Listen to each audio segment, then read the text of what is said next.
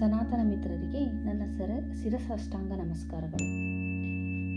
ಸನಾತನ ಮಿತ್ರರೇ, ನಾನು ಇಂದು ನಿಮಗೆ ಒಂದು ಶಕ್ತಿಶಾಲಿ ಸ್ತೋತ್ರದ ಬಗ್ಗೆ ತಿಳಿಸಲು ಬಂದಿದ್ದೇನೆ. ಈ ಒಂದು ಸ್ತೋತ್ರ ಪಾರಾಯಣದಿಂದ ನಿಮ್ಮ ಮಕ್ಕಳು ವಿದ್ಯಾವಂತರಾಗುವುದರಲ್ಲಿ ಯಾವುದೇ ರೀತಿಯಾದಂಥ ಒಂದು ಸಂಶಯ ಬೇಡ. ನಿಮ್ಮ ಮಕ್ಕಳಿಗೆ ಓದು ತಲೆಗತ್ತುತ್ತಾ ಇಲ್ಲ, ತುಂಬ ಹಿಂದೆ ಉಳಿದಿದ್ದಾರೆ ಅಂದರೆ ನೀವು ಭಯಪಡುವ ಅವಶ್ಯಕತೆ ಇಲ್ಲ. ನೀವು ಈ ಒಂದು ಸ್ತೋತ್ರವನ್ನು ನಿಮ್ಮ ಮಕ್ಕಳೇ ಮಾಡಬೇಕು. ಈ ಒಂದು ಸ್ತೋತ್ರವನ್ನು ಬೆಳಗ್ಗೆ 12 ಬಾರಿ, ಸಂಜೆ 12 ಬಾರಿ ಮಾಡಿದ್ದೇ ಆದರೆ ನಿಮ್ಮ ಮಕ್ಕಳು ಓದಿನಲ್ಲಿ ಹಿಂದೆ ಉಳಿದಿದ್ದರೆ, ಮಂದಬುದ್ಧಿ ಅಂತ ಹೇಳೋದಕ್ಕೆ ನೀವು ತುಂಬ ಬೇಜಾರಾಗುತ್ತೆ. ಆದ್ದರಿಂದ ನಾನು ಮಂದಬುದ್ಧಿ ಅಂತ ಹೇಳ್ತಾ ಇಲ್ಲ. ನಿಮ್ಮ ಓದಿನಲ್ಲಿ ಹಿಂದೆ ಉಳಿದಿರುವಂಥ ಮಕ್ಕಳು ನಿಮ್ಮ ಮನೇಲಿದ್ದರೆ ಆ ಮಕ್ಕಳಿಗೆ ಈ ಶ್ಲೋಕವನ್ನು ಬೆಳಗ್ಗೆ ಮತ್ತು ಸಂಜೆ 2 ಬಾರಿ 12 ಬಾರಿ, ಬೆಳಗ್ಗೆ 12 ಬಾರಿ, ಸಂಜೆ 12 ಬಾರಿ ಈ ಒಂದು ಸ್ತೋತ್ರ ಪಾರಾಯಣ ಮಾಡಿಸಿ. ಖಂಡಿತ ನಿಮ್ಮ ಮಕ್ಕಳು ಸಹ ಪಂಡಿತರಾಗೋದ್ರಲ್ಲಿ ಯಾವುದೇ ರೀತಿಯಾದಂಥ ಒಂದು ಸಂಶಯ ಬೇಡ. ಹಾಗಾದರೆ ಈ ಸ್ತೋತ್ರ ಯಾವುದು, ಈ ಒಂದು ಸ್ತೋತ್ರದ ಅಧಿದೇವತೆ ಯಾರು ಅನ್ನೋದ್ರ ಬಗ್ಗೆ ತಿಳ್ಕೊಳ್ಳೋಣ. ಈ ಒಂದು ಸ್ತೋತ್ರವನ್ನು ರಚಿಸಿದವರು ಯಾರು ಅಂತ ಕೂಡ ನಾವು ಈ ದಿನ ತಿಳ್ಕೊಳ್ಳೋಣ. ಬನ್ನಿ, ಈ ಒಂದು ಸ್ತೋತ್ರದ ಅಧಿದೇವತೆ ಯಾರು ಅಂತ ಹೇಳಿದ್ರೆ ಶ್ರೀ ಹಯಗ್ರೀವ. ಹಯಗ್ರೀವ ವಿಷ್ಣುವಿನ ಅವತಾರ. ವಿಷ್ಣು ಪುರಾಣಗಳಲ್ಲಿ ಹಯಗ್ರೀವನ ಒಂದು ಅವತಾರದ ಉಲ್ಲೇಖವನ್ನು ನಾವು ನೋಡಬಹುದು.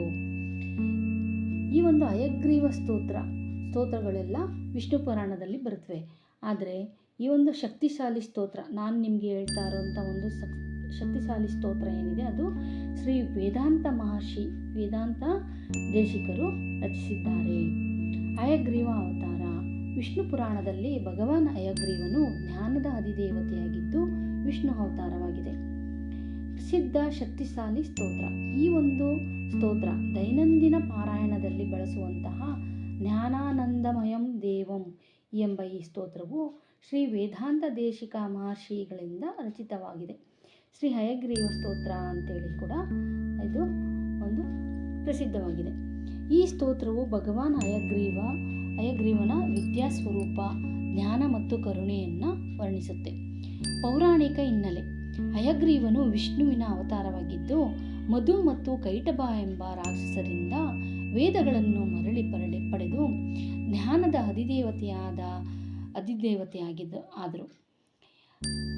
ಸರಸ್ವತಿಗೆ ಜ್ಞಾನವನ್ನು ಬೋಧಿಸಿದನೆಂದು ಪುರಾಣಗಳು ಹೇಳುತ್ತವೆ. ಮಹತ್ವ. ಈ ಸ್ತೋತ್ರವನ್ನು ಪಠಿಸುವುದರಿಂದ ನಿಮ್ಮ ಮಕ್ಕಳಲ್ಲಿ ಜ್ಞಾನ, ಏಕಾಗ್ರತೆ, ಉತ್ತಮ ಜ್ಞಾಪಕ ಶಕ್ತಿ ಮತ್ತು ಪಾಂಡಿತ್ಯ ಲಭಿಸುತ್ತದೆ.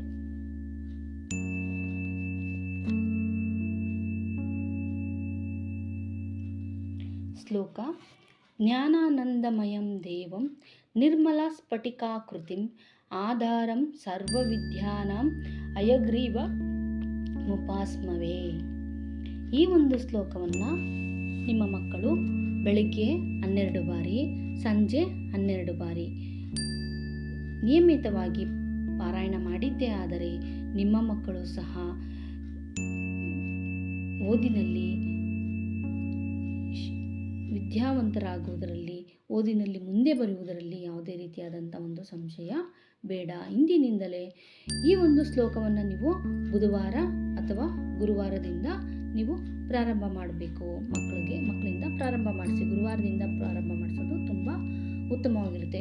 ಬುಧವಾರ ಮತ್ತು ಗುರುವಾರ 2 ದಿನ ನೀವು ಪ್ರಾರಂಭ ಮಾಡಬಹುದು. ಜ್ಞಾನಾನಂದಮಯಂ ದೇವಂ ನಿರ್ಮಲ ಸ್ಫಟಿಕಾಕೃತಿಂ ಆಧಾರಂ ಸರ್ವವಿದ್ಯಾನಾಂ ಹಯಗ್ರೀವಂ ಉಪಾಸ್ಮಹೇ. ಈ ಒಂದು ಶ್ಲೋಕವನ್ನು 12 ಬಾರಿ ನಿಮ್ಮ ಮಕ್ಕಳಿಂದ ಪಾರಾಯಣ ಮಾಡಿಸಿ, ಬೆಳಗ್ಗೆ ಮತ್ತು ಸಾಯಂಕಾಲ. ಅದರ ಒಂದು ಪ್ರತಿಫಲವನ್ನು ನೀವೇ ನೋಡ್ತೀರಾ. ನಿಮ್ಮ ಮಕ್ಕಳ ಜ್ಞಾನದಲ್ಲಿ ತುಂಬ ಬದಲಾವಣೆ ಆಗುತ್ತೆ.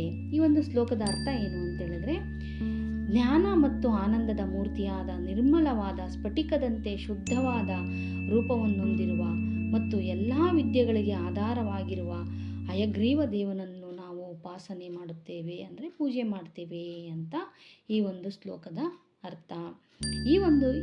ಹಾಗಾಗಿ ಈ ಶ್ಲೋಕವನ್ನು ನೀವು ನಿಮ್ಮ ಮಕ್ಕಳು ಪ್ರತಿದಿನ ಹೇಳ್ತಾ ಇದ್ದರೆ ಖಂಡಿತ ನಿಮ್ಮ ಮಕ್ಕಳಲ್ಲಿ ಉತ್ತಮ ಪ್ರತಿಫಲವನ್ನು ನೀವು ಕಾಣ್ಬೋದು.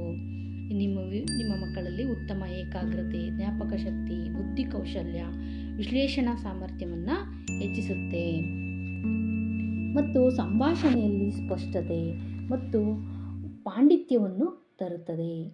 ಸನಾತನ ಮಿತ್ರರೇ, ನಾನು ನಿಮಗೆ ಈ ಒಂದು ಶ್ಲೋಕದ ಪರಿಚಯ ಯಾಕೆ ಮಾಡಿದ್ದೀನಿ ಅಂದರೆ, ನೀವು ಒಳ್ಳೆ ಸ್ಕೂಲ್ಗಳನ್ನ ನೀವು ಹುಡುಕ್ತಾ ಇರ್ತೀರಾ, ತುಂಬ ಡೊನೇಷನ್ನ ಕೊಡ್ತೀರಾ. ಆದರೆ ನಿಮ್ಮ ಮಕ್ಕಳು ಎಷ್ಟೇ ಡೊನೇಷನ್ ಕೊಟ್ಟರು ಓದಿನಲ್ಲಿ ಕೆಲವು ಮಕ್ಕಳು ಹಿಂದೆ ಇರ್ತಾರೆ. ನೀವು ಡೊನೇಷನ್ ಕೊಟ್ಟು ನೀವು ದೊಡ್ಡ ಸ್ಕೂಲ್ಗೆ ಸೇರಿಸೋದು ಮುಖ್ಯ ಅಲ್ಲ. ನಿಮ್ಮ ಮಕ್ಕಳಿಗೆ ಸನಾತನ ಧರ್ಮದಲ್ಲಿರುವಂಥ ಈ ಒಂದು ಅಮೂಲ್ಯವಾದಂಥ ಒಂದು ಶ್ಲೋಕದ ಪರಿಚಯವನ್ನು ಮಾಡಿಸಿ, ಅವರಿಗೆ ಇದನ್ನು ಪಾರಾಯಣ ಮಾಡಿಸಿ. ಇದು ಸಂಸ್ಕೃತದಲ್ಲಿದೆ, ಆದರೆ ಕನ್ನಡದಲ್ಲಿ ನಾನು ನಿಮಗೆ ಕೊಡ್ತಾ ಇದ್ದೀನಿ. ಇದರ ಅರ್ಥವನ್ನು ಕೂಡ ಹೇಳಿದ್ದೀನಿ. ಇದರ ಅರ್ಥ ಇಷ್ಟೇನೆ, ನೀವು ನಿಮ್ಮ ಮಕ್ಕಳನ್ನು ಹಯಗ್ರೀವನ ಮಡಿಲಿಗೆ ಹಾಕಿ ಅವನು ನಿಮ್ಮ ಮಕ್ಕಳಿಗೆ ಜ್ಞಾನವನ್ನು ನೀಡ್ತಾನೆ.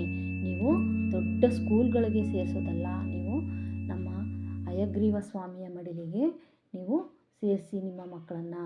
ಖಂಡಿತ ಹಯಗ್ರೀವ ನಿಮ್ಮ ಮಕ್ಕಳನ್ನು ವಿದ್ಯಾವಂತರನ್ನಾಗಿ ಮಾಡ್ತಾರೆ. ಸೊ ಸನಾತನ ಮಿತ್ರರೇ, ನಿಮಗೆ ಈ ವಿಡಿಯೋ ಇಷ್ಟ ಆದರೆ ದಯವಿಟ್ಟು ಶೇರ್ ಮಾಡಿ ಮತ್ತು ಲೈಕ್ ಮಾಡಿ. ಹೊಸ ವೀಕ್ಷಕರಾಗಿದ್ದರೆ ದಯವಿಟ್ಟು ಸಬ್ಸ್ಕ್ರೈಬ್ ಮಾಡಿ. ಧನ್ಯವಾದ ವೀಕ್ಷಕರೇ.